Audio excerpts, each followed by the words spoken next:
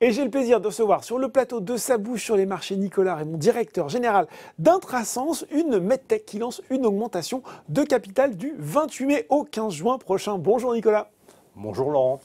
Alors, quelques mots sur Intrasens pour commencer. Medtech montpelliéraine, créée en 2004, introduite en bourse en février 2012 sur ce qui s'appelait encore Alternext à l'époque. Maintenant, c'est devenu Euronext Growth, spécialiste de l'imagerie médicale côté software, on va dire, puisque vous développez des logiciels pour justement visualiser et analyser ces images médicales. Nicolas, peut-être que vous pouvez justement revenir brièvement sur le positionnement de la société. Et puis, on va le dire, vous êtes arrivé en 2018 à la tête d'Intrasens et je crois que votre premier objectif, c'était redresser, assainir la société. Mission accomplie? Alors, tout à fait Laurent, merci. Alors, pour revenir un petit peu sur la société, en effet, Intrasens est une medtech montpelliéraine, spécialiste, comme vous l'avez dit, du logiciel et de l'imagerie médicale. On est les concepteurs, les inventeurs et nous vendons une plateforme qui s'appelle Myriane, qui est une plateforme destinée aux radiologues.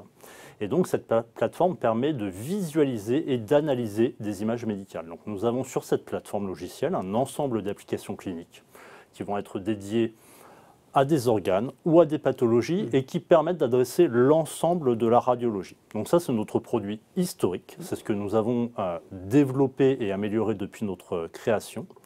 Et en effet, moi, j'ai repris la direction générale tout début 2018.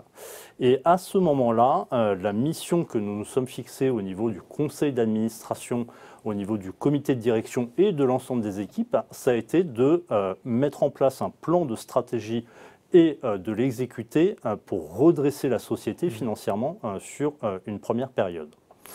Alors, ça consistait en quoi, ce redressement? Ça consistait tout d'abord, bien évidemment, en un contrôle des coûts, en continuer à développer l'activité commerciale et pour cela, se focaliser sur nos marchés clés que sont l'Europe et la Chine, et bien évidemment continuer à développer notre produit Myriane, notre plateforme de radiologie, telle que je vous l'ai expliqué, en l'enrichissement cliniquement.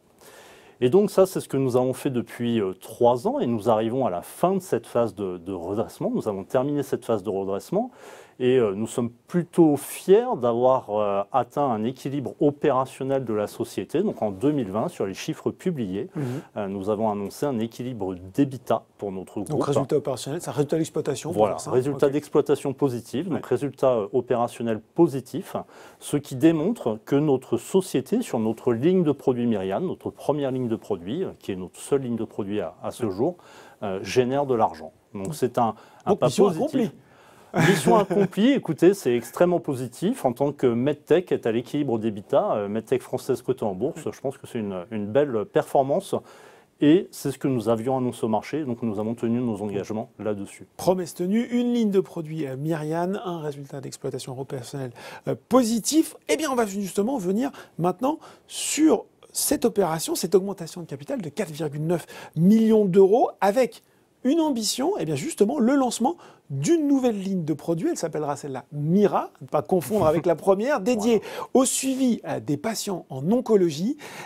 Est-ce que c'est finalement ce développement en oncologie pour vous une suite naturelle pour Intrasens? Alors, tout à fait, oui. C'est une suite complètement naturelle par rapport à plusieurs aspects. Aujourd'hui, on est une société dédiée à l'imagerie médicale et on adresse l'ensemble de la radiologie. L'oncologie, il y a quelque chose qui est très spécifique dans l'oncologie, c'est un parcours de soins du patient, c'est-à-dire qu'on va adresser le dépistage, ensuite bien évidemment le diagnostic, le traitement à travers de la chimio ou des rayons, et ensuite le suivi du patient. Et quelque chose qui est très spécifique en oncologie, c'est l'omniprésence de l'imagerie à chacune de ces étapes. Aujourd'hui, Intrasens, sur ces lignes de produits actuelles, on adresse de la cardiologie, on adresse l'ensemble de la radiologie. Et donc, on a déjà un patrimoine en oncologie, on a une forte connaissance clinique, on a des accès marchés. Et donc, aller répondre à ce besoin de nos clients qui est d'avoir une solution intégrée, intégrable et complète en oncologie, c'était une étape complètement naturelle. Et donc, le développement de cette nouvelle ligne de produits. Alors justement, combien de temps il va prendre concrètement ce développement, et puis en quoi ça va consister cette solution? Qu'on puisse bien comprendre comment ça marche. Alors l'objectif, c'est véritablement de faire un développement incrémental. Donc rapidement, amener sur le marché une première solution, une première version. Que vous améliorerez par la suite. Voilà, tout à fait. Donc le but, c'est dans les 12 prochains mois, essayer d'apporter une première version sur le marché. Donc pour ça, on a déjà signé des accords avec des leaders d'opinion, des sites de référence pour nous aider à développer cette première solution. Donc ça, c'est vraiment un aspect clé. Et ce qui est important pour nous, c'est de rapidement pouvoir l'amener sur le marché. On a déjà les infrastructures commerciales en Europe et en Chine pour l'amener sur les marchés. Parce que, comme on dit dans notre milieu, ce qui est important, c'est pas le gros qui mange le petit, c'est le rapide qui mange le lent. Et donc, il y a un véritable besoin par rapport à ça. Nos clients ont besoin d'une solution comme celle-ci. Et donc, notre ambition, c'est d'être les premiers à apporter cette solution sur le marché. Et si je suis radiologue, qu'est-ce que je vais pouvoir faire avec Mira que je ne fais pas aujourd'hui? Moi, c'est ça que j'ai envie de savoir. Alors, Mira, tout l'objectif, c'est que vous n'ayez pas à penser à mais quel outil je vais pouvoir utiliser. Donc en fait, aujourd'hui, le radiologue, dans un parcours comme l'oncologie, si on est par exemple sur une suspicion de cancer de la prostate, il va commencer par utiliser des outils pour la prostate. Et derrière, il va devoir vérifier s'il n'y a pas des métastases, par exemple osseuses, donc il va aller devoir utiliser un autre outil. Il devra vérifier s'il y a une antériorité au niveau du patient, etc. Donc nous, ce qu'on va lui proposer, c'est un outil, une plateforme, un espèce de tableau de bord en oncologie, mais pas que. Un véritable chef d'orchestre qui va orchestrer l'ensemble des outils automatiquement pour lui apporter les bons outils au bon moment par rapport au contexte du patient et par rapport à là où il va en être dans le parcours de soins. Et aussi, bien évidemment, l'objectif, c'est que, comme vous le savez, en oncologie, il y a des équipes pluridisciplinaires. Il y a des chirurgiens, des radiologues, des oncologues. Donc que différents profils puissent utiliser cette solution avec des informations qui vont leur être données, qui auront un angle différent, suivant leurs besoins.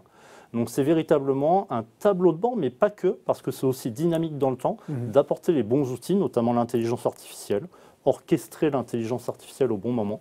Donc c'est ça tout l'enjeu. Et c'est un véritable besoin des utilisateurs. C'est quelque chose que nous avons validé sur les 12 derniers mois. Donc une vision globale, dynamique du patient.